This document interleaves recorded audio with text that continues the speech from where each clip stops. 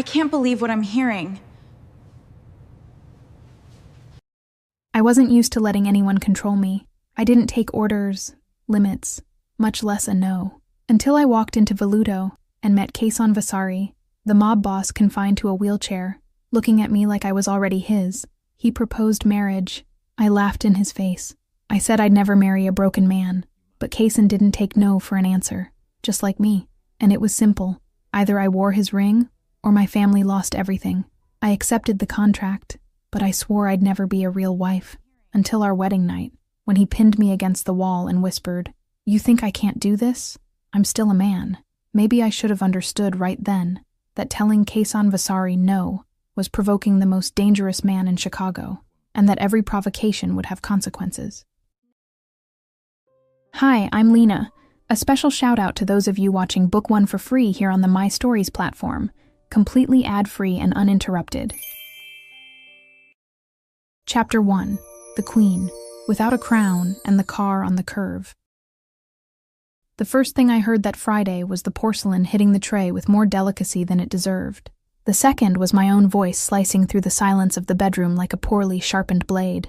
"Renata, the coffee is cold." The housekeeper stopped at the threshold. I knew, without looking, that she'd tightened her grip on the tray handle with that restrained force of women who learned, at some point in life, that holding your tongue is safer than holding your ground. The smell of coffee rose from the cup in a vertical thread, still steaming, and the steam gave me away before she could answer. "Miss Whitmore, the coffee was just served. I know when coffee is cold. I'm a Whitmore. Too lukewarm for this house. Too lukewarm for this cup. Too lukewarm for my mouth. Take it away." She picked up the tray without answering. The faint clink of the spoon against the porcelain followed me until the door closed. I rolled over in the canopy bed, pulled the sheet up to my chin, and closed my eyes as if sleep were a courtesy I granted myself. Noon in Chicago, and the light from the window slipped through the gap in the heavy curtain with the impertinence of things no one can tame. It was the kind of morning I hated, not because of the morning, because of the idea that there was a world out there waiting for me to be someone, when I was already everything I needed to be without lifting a finger. I got up half an hour later. My feet sank into the Persian silk rug my mother insisted on replacing every winter, as if swapping out a rug were the same as swapping out a life. I came down the penthouse staircase with my silk robe slipping off my shoulders, and stopped in the living room with the calculated care of someone stepping onto a stage. The smell of white lilies came from the arrangement on the entryway console. Lilies were my mother's favorite flower, and she had them replaced every Tuesday, as if the house needed the smell of a church to put up with me. My mother was on the couch, wearing that ash-gray cardigan I hated, holding a cup that trembled slightly between her fingers. It always trembled. I think her hand had gotten used to trembling around me. "Meredith, darling," she said quietly, "I'd appreciate it if you wouldn't treat Renata that way. She's been with us for 15 years. She's been with your husband for 15 years, Mom. With me, she's been here for 23. I was born in this house. I think I know what I'm asking for." My mother set the cup down. Her movement had the slowness of someone who had rehearsed it in the mirror all night. The porcelain touched the saucer with a faint click, and it was almost as if the whole house had stopped breathing to hear what came next. "I'd like, just once, for you to look at me and see a woman, not a piece of furniture." I laughed. The laugh came out before the thought, as always. "Mom, a woman is what you refuse to be when you let Dad choose even the shade of your lipstick. Don't ask me for respect over something you never fought to have." I saw her jaw tighten. I saw her hand start trembling again. I didn't feel anything. That was the problem, I think. I didn't feel anything in the moment. Things came later, in trickles, at strange hours of the early morning, when I could no longer tell whether I was regretful or just bored of myself. That was when my father appeared in the archway of the room. Ottavio Whitmore wore his usual suit, an unlit cigar between his fingers, the expression of a man who negotiated hotel chains before breakfast and fired managers before lunch. With me, he had a single tone, the tone of exhausted patience. "Meredith, to the office." "Good morning to you too, Dad." "Now." I followed him down the hallway with my robe still half open, barefoot, because I knew it irritated him. The runner muffled my footsteps, and the cold marble in the gap between one rug and the next reminded me, every 10 feet, that this house had never been made for bare feet. In the office, he sat behind the mahogany desk and opened a folder with the calm of a man about to chop off a head. The smell of the unlit cigar mixed with the leather of the armchairs and the whiskey he'd had the night before. The smell of a man who decides. $480,000 on a 3-day trip to Saint-Tropez, without telling me. You took 6 friends on a chartered jet, rented a villa that belongs to a sheikh, and drank champagne equivalent to the annual salary of one of my managers. I brought Mom perfume. Meredith, what do you want, Dad? You want me to apologize? Fine. Sorry. Can I go back to sleep now? He closed the folder. He looked up. And he said the thing I wasn't expecting to hear, with the calm of someone spitting into a crystal glass. The card is cut off as of noon. It's past noon. You're cut off. I blinked. I felt the robe go cold on my shoulders. Not from the air, from the sentence. You can't do this. I can do anything, daughter. That's the problem with this family. I could do anything for 23 years, and what I did was give you everything. I'm tired of being a rich man raising a queen without a crown. A queen without a crown? I laughed. Loud, and the laugh came out cracked. Dad, you owe everything you have to the very last name I carry. Whitmore isn't you. Whitmore is what you became after you married my mother and used her grandfather's money to open the first hotel. Don't try to teach me who runs this house. He didn't answer. He just looked at me for a long second, the way parents look at their children when they understand, too late, that they failed somewhere specific along the way and no longer know how to go back. There was a pause in which I heard, with absurd clarity, the pendulum clock in the corner of the office mark the second, the next, and one more. I walked out, slamming the door. I climbed the stairs 2 at a time, my heart pounding more from anger than effort. In my room, I grabbed my phone and dialed Sienna's number without even looking at the screen. Babe, my dad cut me off. Sienna Halverson laughed on the other end, with that laugh that was half cackle and half pity. Mir, that man cuts you off once a month since you turned 16. Tomorrow he'll give the card back with flowers. I hung up. I threw the phone on the bed and stared at the penthouse ceiling with anger buzzing in my teeth. I didn't know, that afternoon, that 3 weeks later, a black marble staircase would change the rest of my life. On the other side of Chicago, the unwanted heir of the Vasari Cosa Nostra was sitting in his father's office. I, naturally, didn't know that. I had never heard the Vasari name spoken out loud, only murmured, at my father's business dinners, like the kind of name you pronounce with your mouth closed. But the story happened, and it happened without me, and I have to tell it the way it was told to me afterward. Quaison Vasari, 30 years old, held a low ball of whiskey in the Veluto's private booth and pretended to listen to his father. The booth smelled of cured tobacco, and the dark wood of the velvet curtain, and the low light from the sconce carved the Don's face into the shadows of an old portrait. Don Severino Vasari, on the other side of the small booth table, recited the ultimatum the way a man says the rosary. You take command before the end of the year, or I pass the ring to your cousin. You choose, Quaison. But I won't die and leave this family in the hands of a man who prefers women and whiskey to blood. Quaison laughed. It was a short laugh, low, the way he laughed at the things that really hurt. Dad, I was born to design houses, not to order men killed. You were born Vasari. The rest is a whim. Then the whim stays. He stood up. He grabbed his car keys from the entryway tray, a brushed silver tray where 3 generations of Vasaris had already dropped the keys to everything they drove, from cars, to companies, to men. Tomas Drago, the right-hand man who had been with him since he was 19, leaned against the door with his arms crossed. Boss, let me drive. Tomas, I had 2 fingers, not 2 liters. Boss, I said I'm driving. Tomas lowered his eyes. Tomas always lowered his eyes when he knew he was going to have to clean up whatever came next. Quaison walked out the door of the Vasari mansion with his usual stride, the stride he would never have again that way. The car left the property's driveway at 11 p.m. The Chicago air that night was biting, with that smell of wet asphalt the city has even when it isn't raining. The curve toward the interstate was 4 kilometers away. Quaison took it at 60 over the limit. The headlights of a truck were coming in the wrong lane, or he came in the wrong lane of the truck. Afterward, nobody could say for sure, and nobody asked out loud. The car flipped 3 times before stopping on the shoulder. What he told me afterward, in fragments, was little. That he came to upside down, held by the seatbelt, and that the first thing he thought wasn't fear. It was relief. There. Now he leaves me alone. It was the only sentence he gave me whole from that night. Months later, when I'd already earned the right to ask. The rest I reconstructed over time, piecing together what Tomas let slip, and what Don Severino never said, that he woke up at Memorial Hospital 3 hours later, with his father beside the bed, a doctor talking about nerves and edema, and the certainty, looking at his own feet under the sheet, that he'd already made half the diagnosis himself. Possibly temporary, the doctor said. Maybe permanent. The next 6 months will tell. Severino waited for the doctor to leave. He didn't say anything for a long time. When he spoke quietly. Now you take over. Kaysen turned his face to his father. He had a cut on his eyebrow, dry sweat in his hair, and the steady eyes of a man who'd lost his legs but not his tongue. No, Dad. I'm not going to sit on your throne. Not with legs, not without them. Pass it to my cousin. Severino stood. He took his overcoat from the back of the chair. He stopped at the door, and he left without answering. The silence he left in the room, I was told later, was the loudest sound of Kaysen Vasari's life.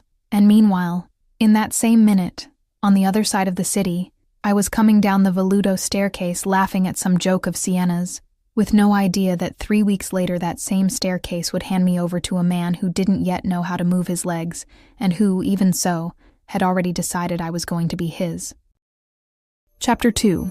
The Silver Dress on the Veludo Staircase.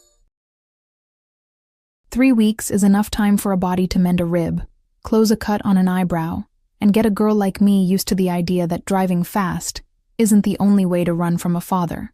It isn't, however, enough time to erase a fight. That afternoon's fight had been about the usual nothing. Ottavio shouted in the library. I shouted louder in the hallway, and the housekeeper pretended not to hear while she gathered crystal glasses with the care of someone who, in 20 years in the house, had learned not to make noise at the wrong time. I walked out slamming my bedroom door with the exact violence needed to make the staircase chandelier tremble, a trick I'd perfected at 15 and never abandoned. Wear something he'll hate, Sienna said, crossing the closet barefoot, a half-empty glass in her hand. Preferably expensive, preferably silver. Silver is vulgar. Silver is a threat. She tossed the dress onto the bed. I looked at it with the face of someone who had already decided to wear it before she'd even spoken. It was short, glittering, the kind that walks into a room before the woman wearing it does. The fabric caught the lamplight and threw it back in shards against the wall. I sighed. Veluto. Tonight. Now. I told my parents I was going to bed early. You said you were going to bed early at your godfather's funeral, and you ended up in his pool by morning. Put that on and come down. Sienna Halverson, 24 years old, my best friend since Milan, author of 90% of the bad ideas in my life, and the only person authorized to call me everything my mother never managed to. She dressed in black, because she believed that a woman in black next to a woman in silver was a duo nobody forgot. We went down to the penthouse garage without running into Ottavio. A small happiness, but enough. The driver opened the door. Sienna got in first, commenting that my father's new car smelled like a man with something to hide. I laughed without paying attention. Later, much later, on a kitchen step, with the coffee cooling between my hands, I would remember that sentence as if the universe itself had whispered it. Veludo sits on an unmarked street, behind a facade that passes for an art gallery. The line outside lasts hours for mere mortals. For me, it lasts as long as it takes the bouncer to recognize me and move the velvet rope. Sienna lifted her chin. I didn't lift mine. I never needed to. Walking into Veluto always had the same ritual. Narrow corridor, walls covered in dark leather with the sweet smell of beeswax and old cigar smoke trapped in the fabric, and then the double door that opens onto the interior black marble staircase. The staircase is the centerpiece of the place. Whoever walks down it, walks down being seen. I walked down being seen. I felt every step under my heels, the silver fabric shifting against my thigh, the heat from the dance floor rising up my legs. The music thumped in my chest in a low cadence, as if the place had a heart of its own. Sienna walked one step behind, on purpose, because she knew exactly what she was doing by leaving me framed alone against the railing. It was on the third step that I felt it. I didn't see it first. I felt it. It's hard to explain to anyone who has never walked into a room knowing they belong to it. There's a weight in the air when someone looks at you the wrong way. It's not the gaze of a salon's desire, of a married businessman, of a middling heir. That doesn't weigh. That only suffocates. The weight I'm talking about is something else. It's the gaze of someone who decided something about you before you even arrived. I lifted my head. The Veluto mezzanine sits suspended to the left as you come down, with a matte iron railing that separates the Don's box from the rest of the mortals. That was where he used to drink, when he still drank standing up. I didn't know that at the time. I didn't know his name, didn't know about the Vasari Cosa Nostra, didn't know that whole ports in Chicago obeyed the man who in that instant was returning my gaze from above. I only knew that he was sitting, in a wheelchair, and he didn't look away. For a second, My breathing changed rhythm without asking permission. I held his gaze because I don't know any other way to respond to someone who stares at me. He didn't blink. He didn't smile. He didn't raise his glass in greeting, the way men in a room do when they want to say, "I saw you." He simply looked, the same way someone looks at a piece of property in a window before signing the check. I felt anger first. Anger is my oldest defense. "Babe," Sienna whispered beside me, stepping down the last step. "The guy in the chair won't take his eyes off you." I saw. Seriously, he doesn't blink. That's mildly concerning. It's mildly irritating. Oh no. She took a long sip.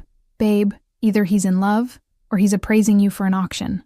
Honestly, in both cases I thought it was hot. I laughed without meaning to. It was the first thing he saw of me after the silver. The laugh. I can't say what that did to his face, because his face didn't change. But the hand holding the glass, I swear, tightened. "I'm going to ignore him," I said. "You're terrible at ignoring." "I'm great at ignoring." "You're great at pretending you're ignoring." We crossed the dance floor. I kept my head high, the curve of my back at the exact angle Milan had taught me. An angle that says, "I'm not looking for you," and simultaneously, "You'll find me." What no one told me at the time is that this angle only works on men who need to be convinced. Against a man who has already decided, the angle works against you. We went up to our usual reserved table.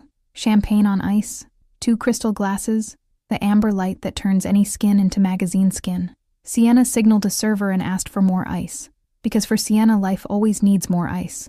I sat facing the mezzanine, on purpose. From there I could see the man in the chair at the same time I was pretending not to. A tall redhead, in a discreet green dress that was too obvious to be only functional, crossed the mezzanine with the familiarity of someone who'd worked there too long to need to ask. She stopped beside him and said something low, near his ear, without touching him. He nodded. She swapped his glass for another, fuller one, without looking at the liquid. She did everything with the economy of motion of someone who had done it 1,000 times. Somewhere in my brain, I filed the redhead under the one who runs the place. I didn't think anything more of it. Women like her exist in every VIP club in Chicago. I turned back to Sienna. I smiled at a congressman passing nearby. I refused 2 drinks. I refused a third. I drank my own because I don't drink anything any man offers. "He's still looking," Sienna informed me. "I know. You're not looking. I know. You're looking, but through the reflection of the ice bucket. Sienna, I'm just observing that you've become creative." I got up. I decided to dance, because dancing, when you know you're being watched, is the equivalent of saying, "Look again then." The Veludo floor that night was packed, stifling with the heat of bodies pressed together and the expensive perfume that mingles with sweat and turns into something almost animal. I cleared a path with my hand raised and my glass balanced, and I danced a little with Sienna, a little alone, a little with the whole night. It wasn't for him. I swore in that moment, and I swear it again now that it wasn't for him. Lie. It was for him. It was for every man who had ever dared to look at me that way, that decides before asking. When I came back to the table, I raised my glass toward the mezzanine.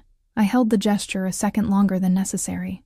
I smiled with my teeth, the smile my mother always called cold, and that I always called mine. "Take that then. Look, see if you can handle it." He raised his glass back, not slowly, not quickly. He just raised it, tilted his head slightly, and went back to drinking without looking away. I felt a shiver I decided to blame on the air conditioning. "Babe," Sienna said, serious for the first time that night. "Who is that?" "No idea." "You don't ask?" "I don't ask about men in wheelchairs at VIP clubs. Asking sounds like charity." She looked at me with a new heaviness in her face.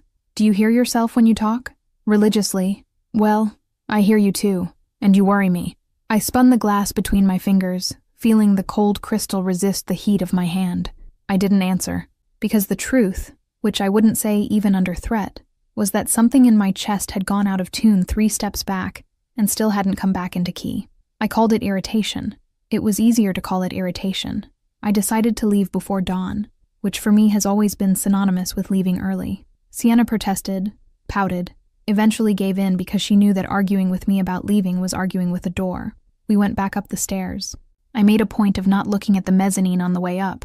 I refused to give him the satisfaction of watching me climb the same path I had come down. Sienna looked for me, and I knew she had looked, and she knew I knew. "He's still watching," she said, when we reached the double door. "Let him watch. Meredith, let him watch, Sienna." Already in the car, with my head against the seat and my heels thrown on the floor, I let the driver take the avenue that hugs the lake. Chicago at that hour has a false calm that has always pleased me. Lights on and empty windows, traffic lights blinking for no one, the windshield fogged by the cold that was starting to drift down from the lake. Sienna got out first at her building. She kissed my cheek with the forced lightness of someone who wanted to ask one more time and didn't. I went up alone to the penthouse. Bare feet on the cold floor, the silver dress laid out over the bedroom chair like a discarded suit of armor. I took off my makeup slowly. I washed my face. I looked at the woman in the mirror and said quietly, "Good night, princess," the way my mother used to say when I still let her call me that. It was when I lay down that the thought crossed my mind. It crossed quickly, without warning, the way dangerous thoughts always cross. That man on the mezzanine hadn't looked away once. Not when the redhead swapped his glass. Not when the congressman passed near my table. Not when I raised my glass in mockery. Not when I climbed the stairs with my back to him. Men look. I know how men look. I grew up being looked at, appraised, talked about at tables where I hadn't even been invited to sit. But that kind of look, the look of someone who has decided, I had never encountered. I encountered it at 23, on a black marble step, in a dress Sienna picked out to piss off my father. I closed my eyes. I pulled the sheet up to my chin. I told myself out loud that I wouldn't think about him anymore. I didn't know his name. I didn't know that he already knew mine. I didn't know that. The next morning, before I'd even woken up to the coffee my housekeeper would serve at the wrong hour, a black armored car would pull up in front of my father's penthouse, and that inside that car would be a man who had spent the entire night on the Voluto mezzanine deciding, in absolute silence, that I would be the only thing he still wanted from that city. I slept with the nightstand light on. I dreamed of black marble. I dreamed of a glass raised in slow motion. I dreamed of a matte iron chair that rolled soundlessly through the halls of a house I hadn't yet seen, but that smelled, in the dream, like the same dark leather of the Voluto entrance. And I woke up, at some point in the early morning, with the exact, absurd impression that someone, somewhere in Chicago, still hadn't looked away. Chapter 3. A Father's Hurry. The next morning at the Vasari mansion dawned with that Chicago gray that seemed to swallow the light before it even reached the ground. I wasn't there, of course. I was sleeping at my father's penthouse, on the other side of the city, with no idea that at that instant, my name was being placed on a mahogany table, between a half-empty bottle of whiskey and a clean crystal ashtray. I learned later, in time, how it had gone. Kaysen told me in fragments, over months, and my father filled in the rest reluctantly. But that morning I woke up the way I always did, sprawled across the sheet, hair messy on purpose, my phone buzzing with messages I had no intention of answering. The last thing on my mind was the word marriage. The first thing on my father's mind, at that very hour, was exactly that. Tomas opened the office door and announced my father's name without expression. Ottavio Whitmore. "Send him in," Kaysen said. Kaysen didn't rise from the chair. I learned later that he could, by that morning, transfer his weight to his arms and stand by gripping the edge of the desk, but no one knew that yet, and he preferred my father to see him like this, sitting, calm, in no hurry. Ottavio walked in wearing a dark suit, gray tie, the professional handshake that masked the man who had called me at 3 a.m, 3 years earlier, to discuss the first installment on the security firm. We already had history. We already had trust. And trust, in a world like mine, is rarer than blood. The office still smelled of the previous night's cigar, mixed with the coffee Tomas had brought at 5. The fireplace was out, but the wood of the console held a dry warmth that set the tone for the conversation before it had even begun. "Kaysen," he said, sitting down without waiting for an invitation. "You called me at 6 a.m. I came with pajamas under my suit. I believed you." He laughed dryly, accepted the whiskey Tomas served without needing to be asked. I let the silence happen for as long as it needed to happen. I had learned from my father that hurry is the first thing that gives a man away. "Your daughter," I said, finally. "Meredith." I saw his glass stop halfway to his mouth. I saw, for a fraction of a second, something cross his face that I couldn't name in the moment. Then he set the glass back on the table, slowly, and the crystal touched the wood with a low sound that seemed louder than it was. "What about her?" "I saw her at Voluto yesterday." "She was at Voluto?" "In a silver dress, laughing loudly, drinking too much." Ottavio closed his eyes for a second. When he opened them, something in him had given way. Not much, just enough for me to notice. "Kaysen, I can't hold that girl anymore. I cut her card off yesterday. She spent almost $500,000 on a flight to Saint-Tropez without telling me. She humiliates her mother, Quezon. Humiliates her, as if it were a birthright. I want her hand. Otavio slowly lifted his eyes. I held those eyes. I didn't blink. Quezon, I want your daughter, and we both know you're in no position to tell me no. He was silent. He looked at my chair, not with pity, with calculation. Otavio is one of my kind. In that cold way businessmen recognize other businessmen. You want her as a wife in name only, he said carefully. Or as a real wife. As a wife. Quezon, she'll eat you alive. I know. She's cruel. I know. You're in a wheelchair. For now. Otavio kept looking at me. I let him look.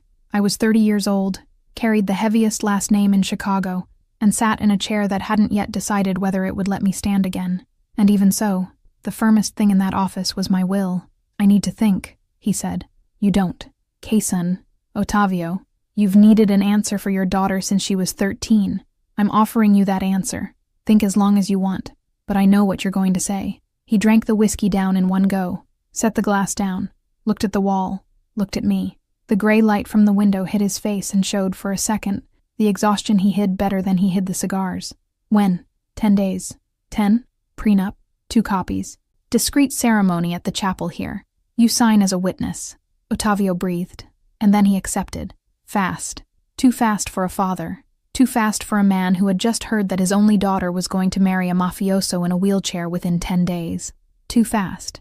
And he realized it himself, and tried to cover it up, standing to shake my hand with the formality of a partner, not the tremor of a father. But I noticed. I filed it away without knowing what I was filing. Just the small record that my father had shaken his hand too quickly for a father. It was Saturday afternoon when my father had me summoned. I was at the penthouse pool, sunglasses on, white bikini, my wet hair dripping down my back. Sienna had slept over at my place and was doing her toenails beside me, in no rush, commenting on someone's dress at a party neither of us had gone to the night before. The weak Chicago sun crossed the terrace glass without warming anything. The housekeeper appeared at the edge of the pool, with the face of someone who already knew she was about to get yelled at. Your father asked for you to come to the office. Tell him I'm busy. He said you were to come now. I took off the sunglasses, looked at her. Sienna stopped painting the nail on her right foot.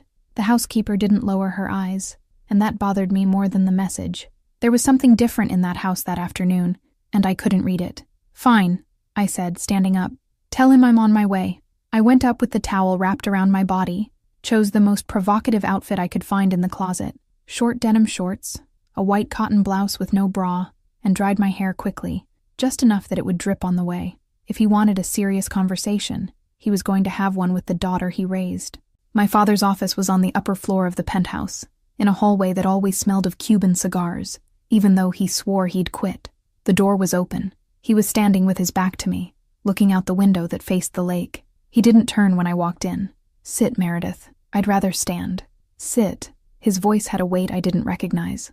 I sat, in one of the English leather chairs he'd bought at an auction in London years ago. I crossed my legs. I waited.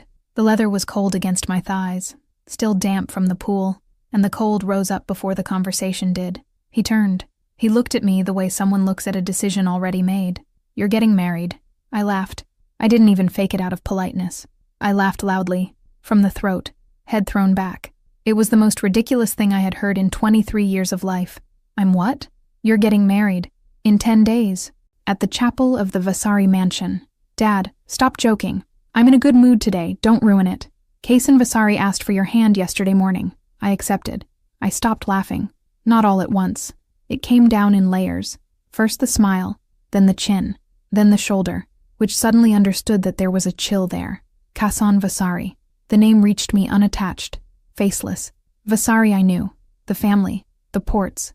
Veluto. Quezon I had never seen, or thought I had never seen, until the memory of the previous night came up slowly. The mezzanine, the man up high in the wheelchair, the glass I had raised in mockery without knowing for whom. Him. Dad, I said, and my voice came out lower than I wanted. You're telling me you promised your only daughter to a cripple. Don't talk like that. To a cripple, Dad. A man in a wheelchair, who I saw 2 nights ago, from across the Veluto mezzanine, looking at me like I was a horse. Meredith. Never. Are you hearing me? Never. I don't marry broken men. He looked at me the way he looked at the chessboard on Sundays with my uncle, without anger, with calculation. You don't have a choice. I always have a choice. Not today. My father opened the drawer. He took out a folder. He crossed the desk and pushed it toward me. I didn't open it. I looked at his name on the cover, in worn gold lettering, and I felt that thing I didn't recognize rise up my spine, a kind of fear that wasn't fear of an animal or of heights. It was the fear of not being able to hold the tone of my voice. "Open it," he said. I opened it. They were contracts. For the hotel chain, for the investment portfolio of my last name. In every one of them, beside my father's name, appeared another name, in recent signature, in firm black ink. Vasari, Vasari, Vasari. As if his ink had learned the way to my father's ink without needing to ask permission. What is this? Movements from the past week. Dad? What does he have to do with your hotels? He came in, as a minority partner, for now. You sold part of our company to the Cosa Nostra? I didn't sell. I gave up a stake in exchange for me. My father didn't answer, and that silence answered for him. I squeezed the folder between my fingers. I felt my nails digging into the leather, the rigid corner of the cover pressing into the soft flesh of my palm. I looked at my father, this man I had humiliated 1,000 times at 1,000 dinners, this man who had cut off my card on Thursday as if that meant anything, and I realized for the first time in my life that he held cards I didn't know about. If I refuse, I said slowly, what happens? He's already moving the hotel contracts like chess pieces, Meredith. In a month, it turns to dust. In 2, I don't have a house to take you back to. You're blackmailing me with your own bankruptcy. I'm offering you the only man in this city still capable of telling you no. I was speechless. Not because I didn't have an answer. I had 1,000. But any of them would have come out with a tremor in my voice. And I swore to myself, in that second, that the man in the wheelchair, all the way across Chicago, would never see me tremble. All right, I said, and my voice came out flat, icy, rehearsed in 0.3 of a second. I'll marry him, but I swear one thing to you, Dad. I'll be ice until the last day, and when that man dies in the bed you're pushing me into, I'll be the one signing the funeral papers. He looked at me for a long time. He didn't answer. His eyes had that calm of someone who had counted on my answer before I myself knew what it would be. I got up, left without saying goodbye. On the way down the hallway, I heard his low voice behind the door, speaking on the phone. It's done. And something inside me turned into what I now know to recognize as the first piece of woman. Sienna was in the car, sunglasses on, the air conditioning at maximum, her sweet perfume filling the closed space as if nothing of what had just happened upstairs could be real. She looked at my face, at the folder under my arm, at the way I closed the door without slamming it. Mare, she said, what's with that face? I'm getting married. To whom? Kaysen Vasari. It took her 3 seconds to understand. When she did, she opened her mouth, closed it, opened it again, and true to who she always was, she chose the worst possible comment to make in that exact moment. Babe, then we need to start thinking about the dress. Black, right? Matches the chair. I looked at her, and I laughed. A dry, short laugh that hurt in my throat as if it were crying. Because it was. I just didn't know how to cry yet. Chapter 4. The I Do to the Ceiling. 10 days later, I walked into the chapel of the Vasari mansion alone. No veil, no bouquet, no father walking me down the aisle, because I had forbidden it. No music, because I had forbidden it. The dress was white, simple, by my Milan stylist, chosen in 2 hours over the phone with the exact instruction, something that doesn't look like a wedding dress. What came out of that was a milk-colored silk tunic that fell straight to my ankles, and that was the most beautiful thing I had ever worn. Exactly the opposite of what I wanted. The chapel was small, high ceiling, light stone, 12 people maximum. Don Severino Vasari in the first pew, black suit, expressionless eyes. My father 2 pews back, beside my mother, who was crying quietly into a handkerchief. Sienna beside her, navy blue dress, the face of someone who still didn't believe what she was watching. Tomas Drago standing by the side door, hands crossed in front of his body. A priest I didn't know. And him. Kaysen was at the front of the altar, in the wheelchair. A perfect black suit, dark tie, hair combed back, clean-shaven, hands resting in his lap, calm, like someone waiting for coffee. When he saw me come in, he didn't smile. He just followed me with his eyes from the door to the altar step, and it was a gaze that entered my skin and stayed there. I had known the desire of men long before that day. This was something else. This was patient possession. I decided on the 4th step that I would humiliate him, not with words, with gestures. The priest addressed me with the usual questions. and I answered them all looking at the exact point where the chapel ceiling met the back wall, behind him. I didn't look at Kaysen once.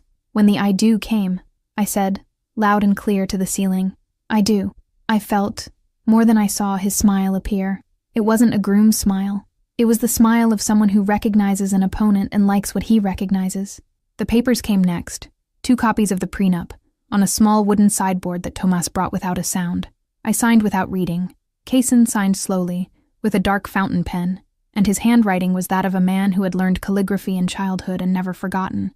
At the end, the priest said the sentence I knew was coming, and that I had planned to answer with distance. But Kaysen rolled the chair closer, took my hand without asking, and lifted it to his lips. Kissed my fingers, slowly, looking at me from under his lashes, and didn't let go. It was the first time he had touched me, and I swear, forgot to breathe for a whole second. The toast in the mansion's event hall was quick. Don Severino said 3 dry sentences in Italian that I understood from start to finish, and pretended not to understand. Something about family, about name, about duty. Old capos looked at me as if measuring a heifer at a fair. I held every gaze with a smile of ice. My father didn't look at me once. My mother hugged me at the door and whispered, "Take care of her," and I didn't know whether she was talking about me or to me. Sienna disappeared with a flute of champagne toward the garden, escaping what she herself had called the best-produced funeral in Chicago. Tomas led me through the corridors to what he called, in 2 words, the bridal suite. It was the old east wing of the mansion, a huge bedroom with windows facing the garden and a closet the size of my entire old room, wide queen bed, white sheets, a side door to Kaysen's room, open, another to the bathroom, closed. "Does Madame need anything?" Tomas asked. "For you to leave." He left. I locked the closet door from the inside. I leaned against the wood. I breathed. For the first time that whole afternoon, I let the tremor reach my knees. That was when I heard the chair in the bedroom. Slowly. Rubber tires over the rug. It stopped in front of the closet door. Silence. "Meredith." His voice was low. It wasn't the tone from before. It was intimate, without permission to be intimate. "Open the door." "No." "Open it." I said no. The handle turned. I had pulled the door shut, not locked. I discovered too late that the closet door didn't lock from the inside. It only simulated the lock. He laughed, a short, dry laugh with no joy. He pushed. The door opened inward. I had my back to it and turned around slowly. Kaysen looked at me from the chair, and his face was without mockery, without smile, without pity. He was serious like a man who had come to collect something he knew was his. "Come out of the closet." "No." He rolled the chair inside. The closet was large, but not that large. He came within 1/2 meter of me and stopped. He raised his hand, slowly, and held my wrist. He didn't squeeze. He just held. And there, in that touch of firm fingers on the thin skin of my wrist, I understood for the first time that that man in the chair had more strength in his forearm than half the men I had ever known on their feet. He pulled me gently. I took a step toward him without meaning to. He pulled again. I took another. And then, with an ease that frightened me, he brought me in front of his chair, and with the other hand at my waist, he turned me. I felt my calves bump against his footrests, and pressed me against the mirrored wall at the back of the closet. The dark stone of the mirror chilled my back through the silk. His knee was between mine. His hand had moved from my wrist to my elbow. The other was spread open at my waist. And his face was inches from mine, so close that I could smell the whiskey he had drunk at the toast, and the citrus soap he used after shaving. "Look at me," he said. I didn't. "Look at me, Meredith." I looked, and regretted it the next second, because his eyes were dark and deep and calm the way the sea is calm before it pulls you under. "You think I can't want you like this?" he said, low, very low. I'm still a man. The air went out of me all at once. It wasn't the sentence. It was how he said it, without a wound, without irony, with the cold certainty of someone stating a fact. "Let me go," I said, and my voice didn't come out firm. "I'm not holding you." And he wasn't. His hands were braced against the wall, one on each side of my head. I could have ducked out from under his arm at any moment. It was my will that was cornered, not my body. I felt then something that made me furious, because it was the last thing I wanted to feel in that closet, on that afternoon, on the wedding night of a marriage I had accepted by blackmail. I felt attraction, deep, animal, as old as the world, for the mouth of that man, 3 centimeters from mine. Kaysen noticed. I saw his eyes drop to my mouth, come back to my eyes, and I realized he had seen it too. And even so, he didn't do what any other man would have done in that second. He drew back, slowly, rolled the chair back, a hand's width, 2, 3, kept his eyes on mine. "I will never take from you what you don't give me," he said. "But the day you give it, Meredith, I'll collect it all at once." He left the closet, closed the door behind him without slamming it. I collapsed sitting on the closet floor, leaning against the mirrored wall, and trembled for 5 minutes without crying. I couldn't cry. I just trembled. I slept right there, curled up on the thick rug, the wedding dress crumpled between my thighs. I woke up the next morning with a stiff neck and the gray Chicago light coming through the crack of the half-open door. Someone, at some point in the night, had laid a blanket over my shoulders and left without making a sound. I didn't have to ask who. I got up, folded the blanket on the closet bench, and made, sitting there on the wooden floor, the first decision of my adult life. If he had decided to play patience, I was going to play Cold War. The following days, I secretly called the campaign. I refused breakfast in bed on the first day. I asked for juice and spit it back out.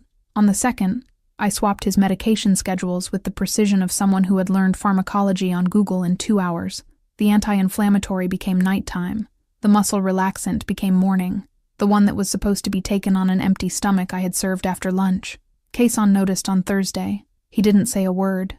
He simply called the nurse, put everything back in its place, and looked at me at dinner with a calm that left me worse off than if he had shouted. On the third day, I sent flowers. To Luca Bertinelli, an ex of mine from Milan, I hadn't spoken to in 2 years. White lilies, card in my handwriting, missing what we could have been. I asked them to be delivered to the Vasari Mansion gatehouse by address mistake, knowing that 2 security men would read it before the flower got near the staircase. That night, Cason called me to the office. I went in a silk robe, barefoot, because I wanted to provoke. His office was on the ground floor, near the garden. Walls of dark wood, an open window onto the shrubs, a half-empty bottle of whiskey on the sideboard. He was with his back to me in the chair looking at some papers on the desk. He didn't turn when I walked in. "Sit, Meredith. I'd rather stand." I said sit. I sat. His voice had something different. It wasn't the closet voice. It wasn't the altar voice. It was the voice of a man who had 20-some armed men under his name, and who, for the first time that week, reminded me that I knew it. He turned the chair toward me, rested his hands on the armrests, looked at me. "I'm going to tell you this once, and only once," he said, and every word fell with weight. "On my side, you have the world.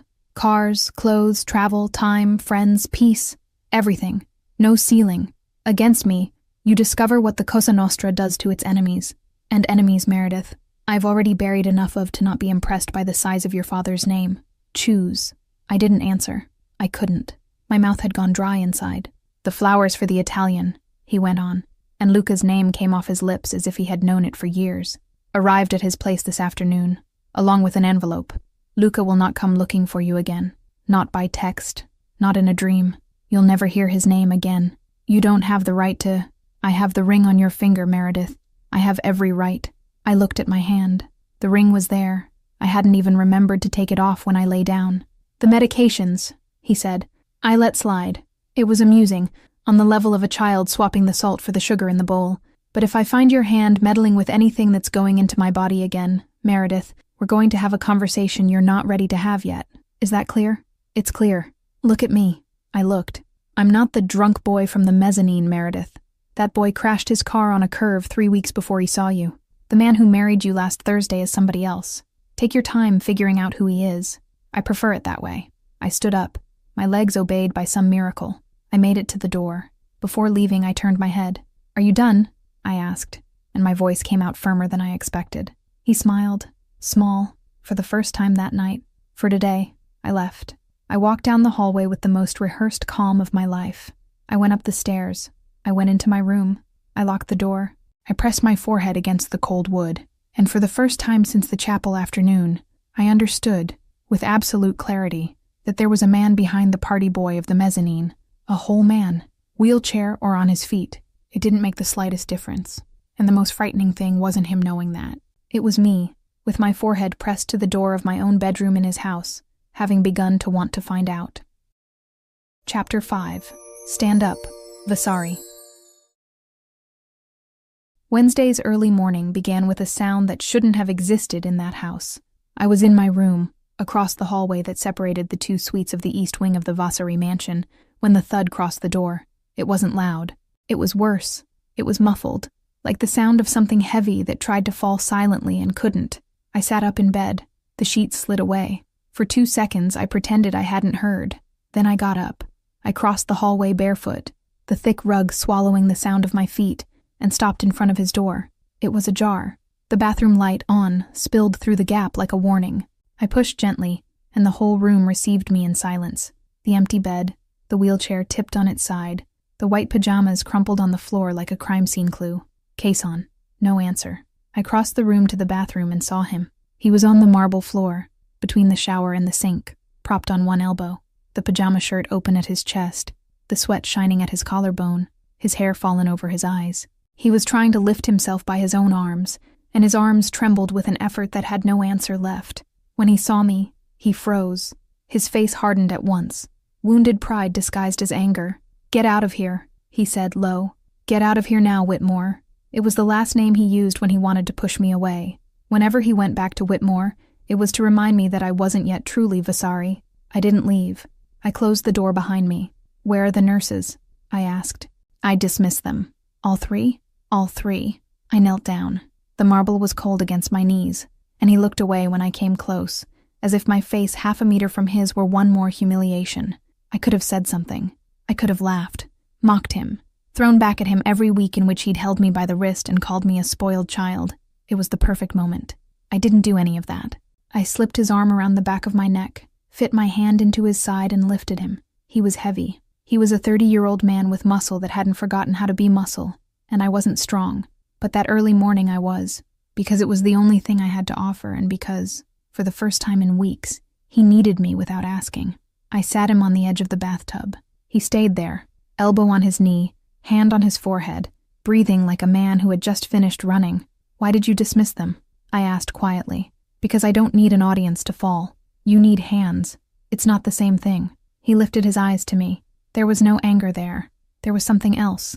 Something I had never seen on that face, and that, if I had thought about it for 2 seconds longer, I would have called by its right name. "Why are you helping me, Meredith?" The full name. No Whitmore, no Vasari. Just Meredith. I swallowed hard. Because someone has to. It wasn't the true answer. The true one I still didn't know how to form. He nodded once. I held out my hand. He took it, and I helped him to the chair in silence, without hurry, as if the cold marble between us had turned, in those 10 minutes, into the most intimate place in that whole house. I left the room without saying goodnight, but I closed the door carefully. It was from there that dinners changed. Before, I ate alone in the suite. He ate in the office. The mahogany table in the main dining room sat set for 2, and no one sat at it, a daily irony the housekeeper avoided commenting on. The night after the bathroom, I came down. He was already there, at the head, and when he saw me at the door, he simply pointed with his chin at the chair at the other end. "Going to stand?" "I'm thinking." "Think sitting. It's less tiring." I sat. Dinner was almost silent. Almost. On the 3rd night, he asked what I had studied in Milan. I answered, "Italian literature, 2 years, dropped out." He asked why. I said poetry was useless. He laughed, a short, surprised laugh. "Who told you that?" "My father." "Your father knows hotels, not Montale." I looked up from my plate. He had cited Montale. Cason Vasari, heir to the Cosa Nostra, whiskey drinker, partier until collapse, had cited Eugenio Montale on a Tuesday night, fork in hand, without expecting applause. "You read poetry?" I asked. "I read what falls into my hand." I didn't believe him, but I filed it away. It was on a Thursday that I discovered the rest. I passed by his office to drop off an envelope the driver had asked me to deliver, and the bottom drawer of the desk was open a finger's width. I shouldn't have looked. I did. Architectural plans, on tracing paper, folded in thirds, with firm handwriting in the corners. Wide veranda, 16-foot ceiling, sea in the background, stone house. It wasn't Chicago. It was a place that didn't exist yet. I closed the drawer. I didn't say anything at dinner. But that night, while he drank his late-night whiskey in the office, I stopped at the door and said, "The veranda should be bigger." He looked at me over the glass. He didn't ask how I knew. He just smiled. A smile that wasn't for me. It was for the drawer, and that even so hit me whole. It was in that same week that he discovered my notebook. I was reading in the garden, behind the rhododendrons, on a stone bench no one used. Quezon appeared in the chair, pushed by Tomas, and Tomas stepped away with the discretion of someone who had been pretending to be invisible for years. Quezon rolled up to where I was. I closed the book too late. Pessoa? He said, reading the author's name on the cover. Pessoa. Heteronyms? All of them. He held out his hand. I hesitated. I handed it over. He flipped through slowly, stopped at a marked page, read in silence, and gave it back without comment. You read poetry in secret, he said. You design houses in secret. We exchanged a look. It was the first pact between us. Silent, without contract, without witness, without veil. Each one knew the other's secret, and neither of us was going to tell. Physical therapy was my idea. I pushed the chair to the room they had set up on the ground floor, with the parallel bars and the rubber platform, and told the physical therapist he could go have a coffee. The man hesitated. Quezon laughed. Go, she's worse than you. And he was. I fought with him at every session. When he gave up on the 4th try, I shouted. When he called me spoiled, I answered that he was lazy. When he threw the towel on the floor, I picked the towel up and handed it back. Stand up, Vasari. I can't. Stand up. Meredith, stand up, Vasari. And he stood up. Trembled, sweated, cursed in Italian, thinking I wouldn't understand. I understood, and stood up. Then he fell, and I was there when he fell, and I was there when he rose again. The phone vibrated in the pocket of my robe that morning. Sienna, 3rd call of the week. I looked at the screen and didn't answer. I put the phone away, and the guilt of not answering settled 1 second lighter than it should have. One afternoon, after a session in which he took 3 steps in a row before collapsing onto the bars, I sat in front of him on the platform, our breathing tangled together, and I did the most idiotic thing of my life. I leaned in. I kissed him. It was a light kiss, quick, with no promise.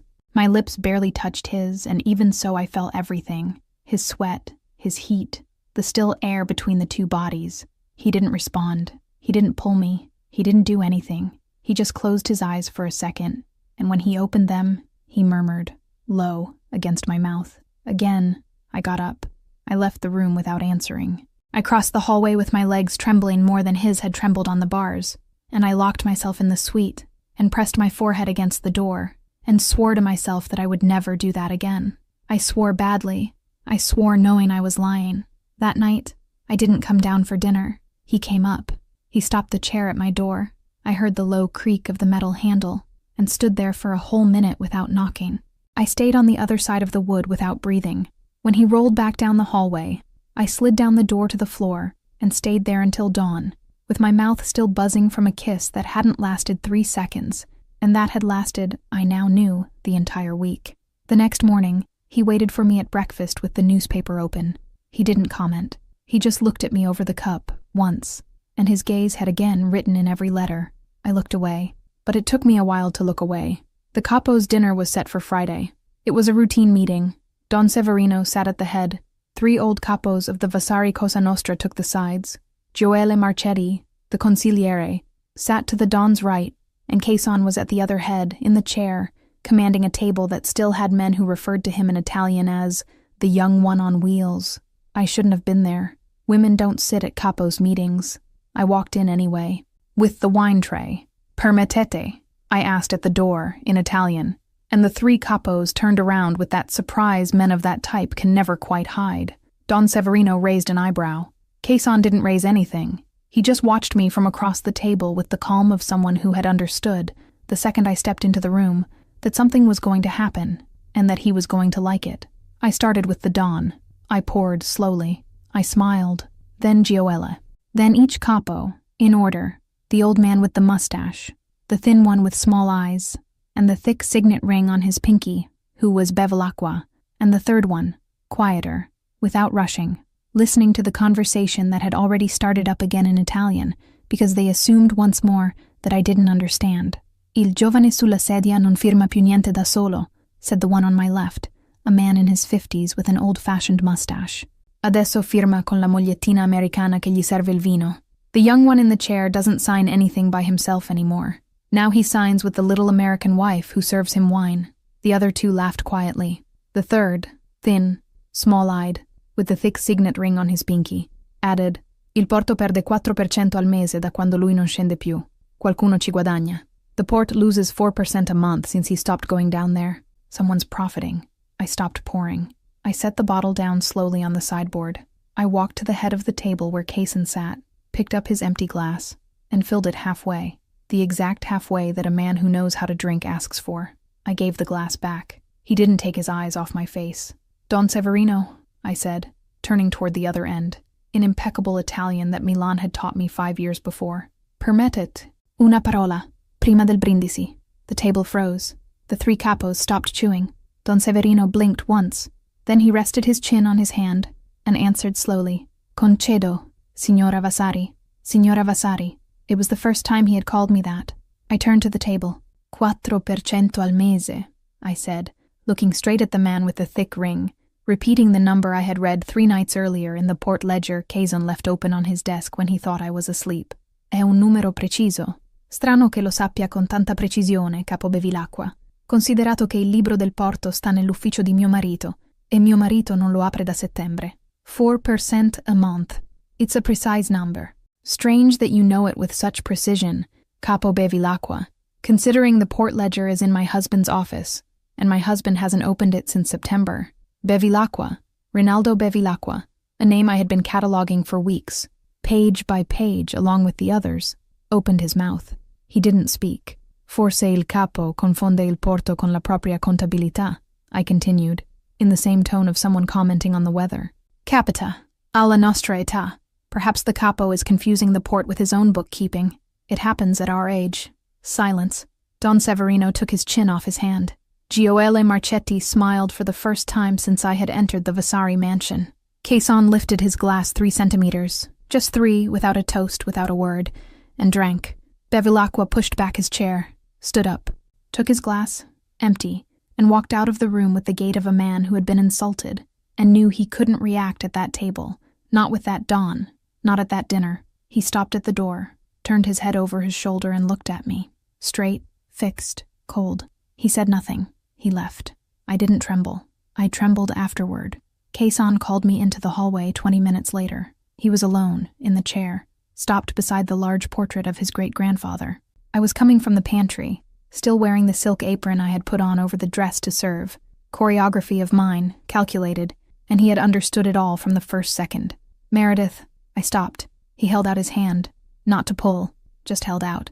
I placed mine on top. Grazie, Regina. Thank you, Queen. I didn't answer. I couldn't. The floor of the Vasari mansion, which I had stepped onto in a wedding dress looking at the ceiling, in that second trembled in a way no earthquake would explain, and the worst of it all, was that I knew exactly who had made it tremble. I walked down the hallway. Behind me, I heard the chair start to move. I didn't look back, but I wanted to look, and that, in me, was new. Chapter 6. The Hand He Held to Walk. I called my mother on a Sunday morning. It was the first time in months. She answered on the second ring, with that hurry of someone who was still waiting, after everything, and her voice went small on the phone when I said without preamble, "Mom, lunch today?" There was a silence on the other end, a silence I recognized, because it was the same silence I myself had learned to make at the Vasari mansion when a word too big threatened to come out before its time. Then she answered, "Always, always," as if it had never stopped being always, even when I pretended it wasn't.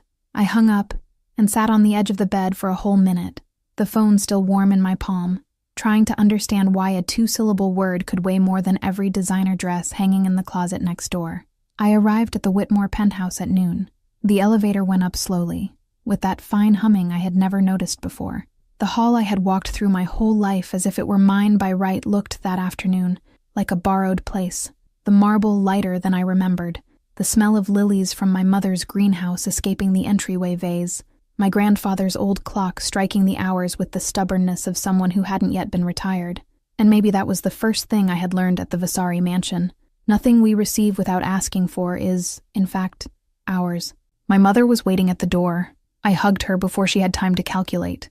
We stood in the hall, under the light coming through the skylight in long stripes, and her perfume, that perfume of vanilla and iron that was only hers, hit my nose and undid me inside. She didn't cry. I did, quietly into her shoulder, a short, dry cry that didn't resemble any of my old cries. When I pulled back, she ran her hand through my hair the way she used to when I was 7, and didn't yet know how to be cruel. "Have you eaten?" she asked. No. Come on. The three of us had lunch in the small dining room, the one she used when she didn't want to impress anyone. I spoke little. Ottavio spoke less. My mother started telling a story about the gardener and the neighbor's dog, stopped halfway, looked at me, and said without raising her voice, I don't know if I forgive you, Meredith. I'd like to know, but I don't yet. I swallowed. I didn't answer. Ottavio set down his fork, slowly. She picked the dog story back up as if nothing had happened, and the three of us laughed at last, a cracked laugh that took its time arriving. The sun came in through the open window, hit the pitcher of iced water and drew a trembling pool of light on the tablecloth. At coffee, my mother got up to ask for more cake.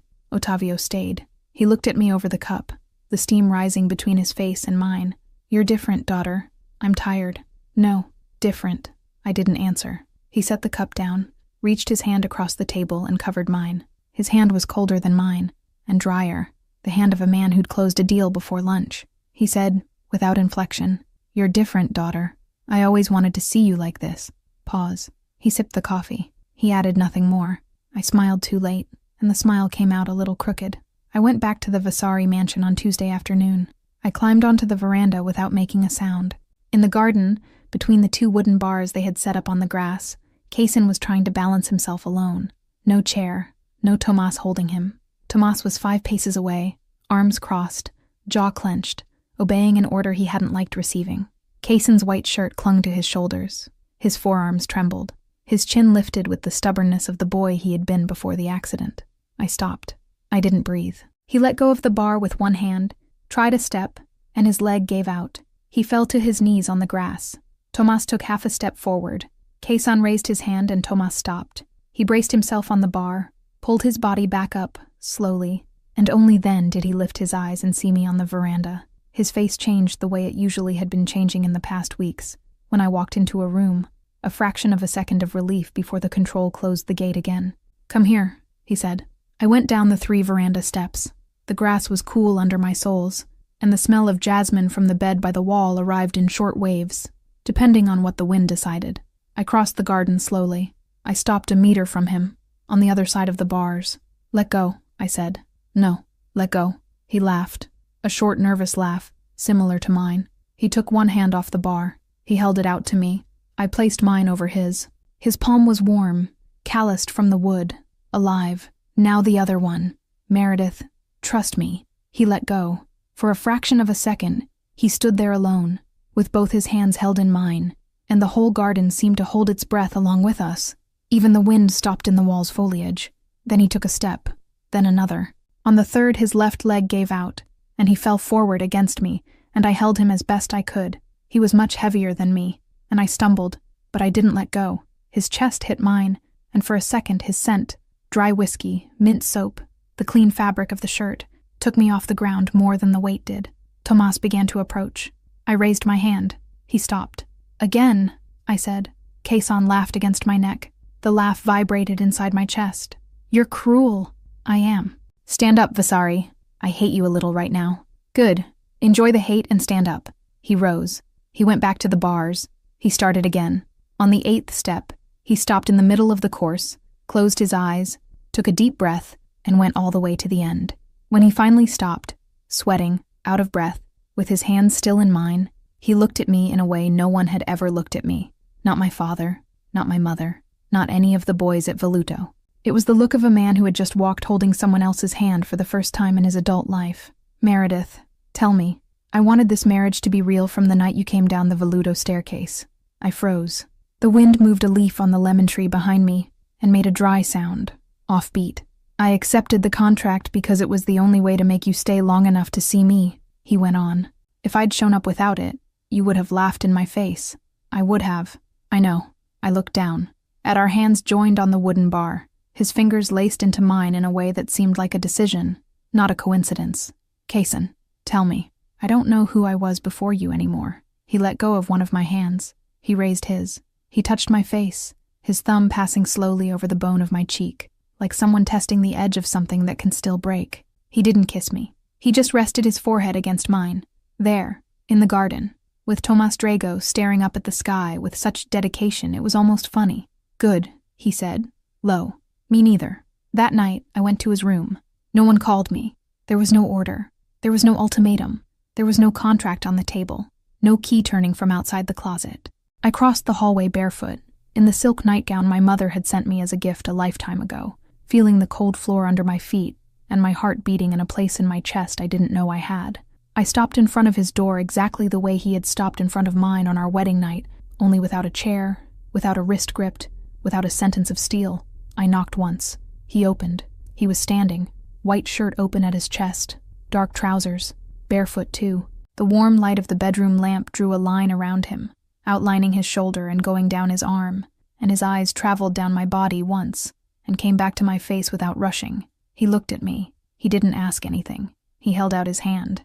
I took it. He pulled me inside with the gentleness of a man who had held weights much heavier than this, and even so chose, in that second, to be light. He leaned in. He kissed me. It was a single kiss, a kiss in the doorway, and from all the weeks the two of us had spent without telling each other the truth, the door closed. I woke up with the Chicago light slowly coming through the window, the white sheet wrapped around my body, his arm heavy across my waist, his face pressed to my shoulder, his breath deep against my neck, and the silence of the morning fitting around us as if it had been made to measure. Outside, the city had barely learned it was Monday. In here, time had decided to sit in the corner of the bed and wait. Kaysan was sleeping. The man the whole city feared, who served whiskey to old capos without a tremor in his hand, who had pinned me against the closet wall and told me he was still a man, vulnerable only there, on my shoulder, with his messy hair falling over his eyes and a small wrinkle between his brows, the kind that only appears on men who sleep distrusting their own sleep. I ran my fingers through his hair, slowly, without hurry. He let out a deep sigh, and the wrinkle smoothed away. I thought about Veludo, about the silver dress, about the I do to the ceiling, about the sentence in the closet, about the night in the bathroom, about the kiss at physical therapy, about the again, about the capo's dinner, about yesterday afternoon in the garden, the third step, the leg that gave out, his weight falling against me and my simple decision not to let go. I thought about my mother, about the hug in the hall, about the perfume of vanilla and iron. I thought about Ottavio, his hand covering mine across the lunch table, and the sentence he had said, "I always wanted to see you like this, daughter." And for the briefest second, a thought crossed me that didn't quite become a question. Why, after all, did he accept everything so quickly? The idea passed. It didn't weigh. It cast no shadow. It was a tiny comma at the end of a yes, and the yes was too big to be interrupted by a comma. I nestled into his chest. He murmured something in Italian, sleeping, and pulled me closer without waking. The wheelchair was in the corner of the room, empty. The contract was in the desk drawer, forgotten. The Cosa Nostra obeyed. The city slept. And I, for the first time in my life, had wanted something that didn't belong to me by right of last name, and had been chosen back. I closed my eyes. We were together. We were at peace. And that was all. Lena here. That wraps up Book 1, and I've already finished Book 2. You can get access to it for a really small fee. I thought Kaysan Vasari had chosen me after everything we'd been through. 6 months later, he was no longer trapped in that wheelchair, body destroyed, pride in tatters. When I was the only one who stayed, the one who wiped the fever sweat from him in the middle of the night, the one who lied to the whole Cosa Nostra saying the dawn was still strong while he cried in pain against my chest, I rebuilt him, with my hands, with my body, with my whole soul. And he looked at me as if I were the only light left in the darkness. I almost believed it was love, until he walked again, until the nights he went out without explanation and came back smelling of expensive perfume, until the redhead from Veluto, wrong hands and wrong glances, biased ones. I thought it was just jealousy, that I was going crazy. So I started investigating, and what I found was worse than any affair. My father and my husband had set the whole thing up. The club, the marriage, the yes that came too fast. Maybe I had been used only to put Kaysan back on the throne, while he couldn't even stand on his own. I served. I cared for him like a slave in love. Now that he had legs, power, money, and a harem of beautiful, disposable women waiting at the club, I had become inconvenient. And I, who had once held the monster in my arms while he shook in pain, now watched his hand slide toward the holster as he said quietly, "You know too much for me to just let you walk away, so..." Like I said, that was just a taste of Book 2. To watch it uncensored, just click on the first link here in the pinned comment. I'll see you on the other side in a few seconds. Remember, just click on the first link down here in the comments, and Book 2 complete, no ads, no interruptions, will already be available for you. It's very simple. Book 2 is something I'm loving making. You're loving it too, so I promise there will be more.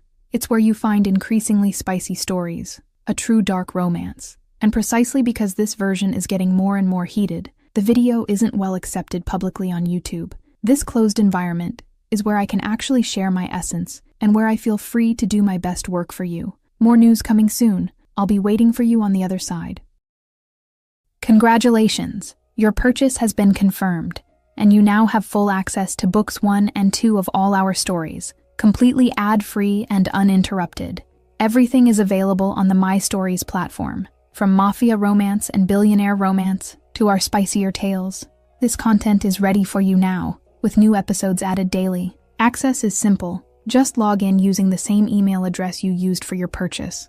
A confirmation has also been sent to that same email. The My Stories platform is very simple and intuitive. Each image represents a story. If it has a book 2, just click and press play.